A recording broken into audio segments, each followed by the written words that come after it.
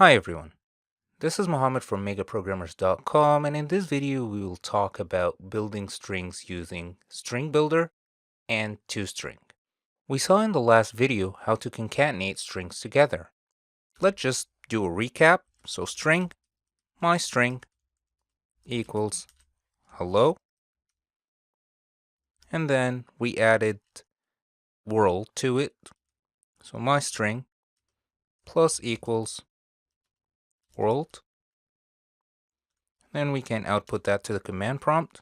So console dot write line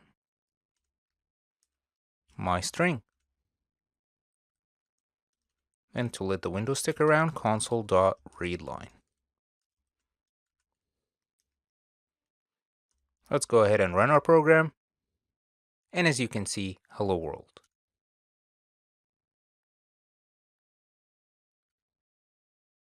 There is, however, a better way to concatenate strings together using the StringBuilder class. In order to use the StringBuilder, we need to first create an instance of the class.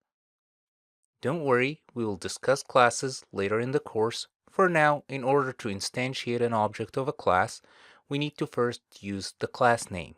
So, string builder.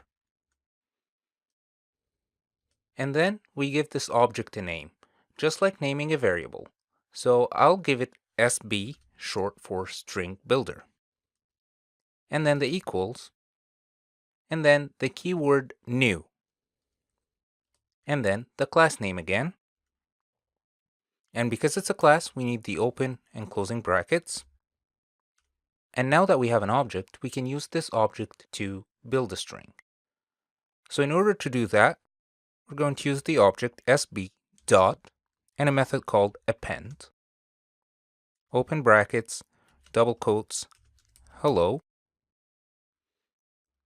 And in order to add to that, we are going to do the same thing again. So sb.append world. And we can just use it to print it out. So console.writeline sb. Control F5. And as you can see, the second line is our string builder.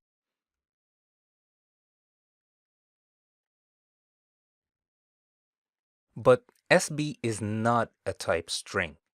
Let's go ahead and see what type is SB. So we can do that by outputting the type. It's console.writeline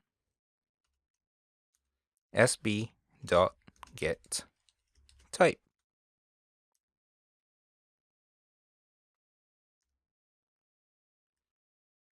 As you can see, it's a type of system.text.stringbuilder. And as we know, the type for string is system.string.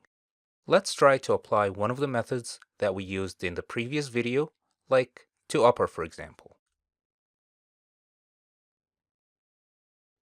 So console.writeline sb.toUpper.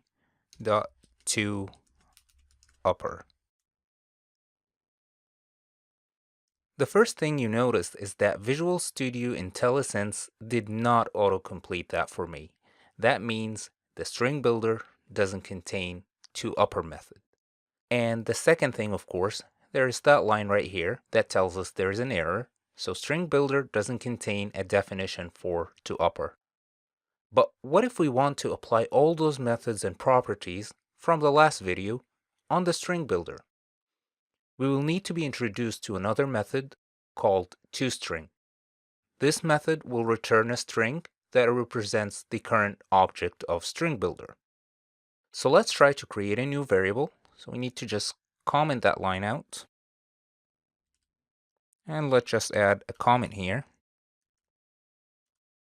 Will not work as SB is not of a type string. So let's go string my string builder string. I know that's a little bit of an overkill for a variable name, but let's just go with that.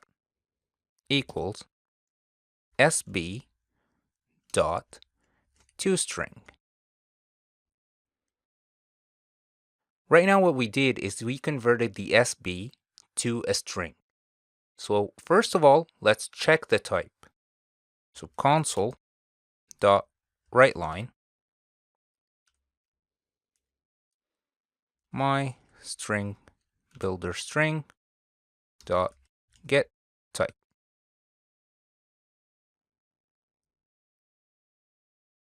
Let's go ahead and run our program. And as you can see now, it's a system.string type. So now we can use the toUpper method on it. Let's go ahead and give it a try. Console.writeLine my string builder string dot toUpper.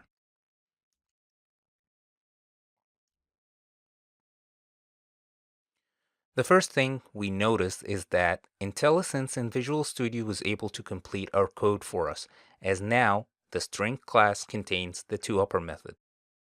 Second thing, we can run our program no problem. There will be no errors.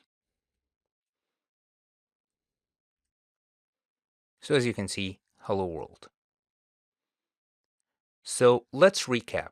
StringBuilder is a class that has a method called append that can concatenate the strings together.